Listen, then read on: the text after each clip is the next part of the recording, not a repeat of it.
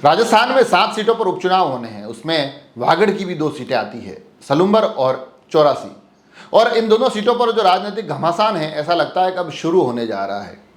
साथ ही जो मुकाबला है उसे भी भाजपा बनाम बीएपी बनाया जा रहा है, भारतीय जनता पार्टी बनाम भारत आदिवासी पार्टी।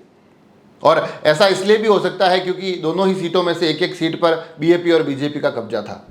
तो ऐसे में दोनों ही पार्टियां चाह रही होगी कि कब्जा बरकरार रहे, क्योंकि जो राजनीतिक बयानबाजी का दौर चल रहा है उसमें भाजपा के नेताओं के निशाने पर राजकुमार रोत दिखाई देते हैं। राजकुमार रोत जब जब कुछ बोलते हैं तो उसका सीधा प्रत्यक्ष या अप्रत्यक्ष जो हमला होता है वो भाजपा पर होता है। तो ऐसे में लगता है कि यहाँ इस मुकाबले को दोनों ही पार्टियां एक दूसरे के मुख्य प्रतिद्वंदी मानते हुए आगे चल रही है। भाजपा को लगता है कि यहाँ इस पूरे चुनावी परिदृश्य में हमारा मुख्य प्रतिद्वंदी भारत आदिवासी पार्टी है, तो कहीं ना कहीं बीएपी को लगता है कि हमारी टक्कर भाजपा से है। और ऐसा इसलिए भी है क्योंकि अभी हाल ही में जहां भारतीय जनता पार्टी के प्रदेश प्रभारी वो राजकुमार रोत की तारीफ करते दिखाई दिए और उन्होंने कहा है कि बड़ा ही अच्छा काम किया है, उन्होंने लोगों को संगठित किया है, जागरूक किया है। मगर जब इस पर प्रश्न भारतीय जनता पार्टी के प्रदेश अध्यक्ष मदन राठौड़ से पूछा गया तो उन्होंने बड़े स्पष्ट तौर पर कह दिया कि उन बातों का गलत मतलब निकाला जा रहा है और ना ही हम किसी गठबंधन की इंतजार में हैं।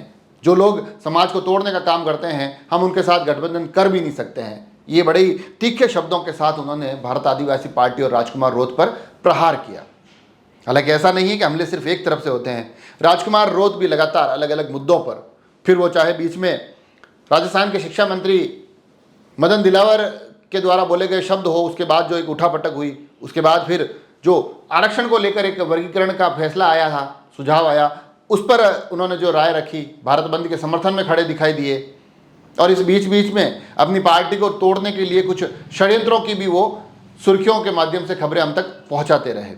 तो ये जो पूरा का पूरा मामला चल रहा था, उस मामले को देखते हुए, तमाम बातों और बयानों को देखते हुए ऐसा लगता है कि कहीं ना कहीं अब भारतीय जनता पार्टी और भारत आदिवासी पार्टी इस चुनावी मुकाबले के लिए खुद को तैयार करते दिखाई दे रहे हैं। और उन्हें बहुत अच्छे से पता है कि ये जो मुख्य मुकाबला है इन दोनों दलों के बीच में ही रहने वाला है।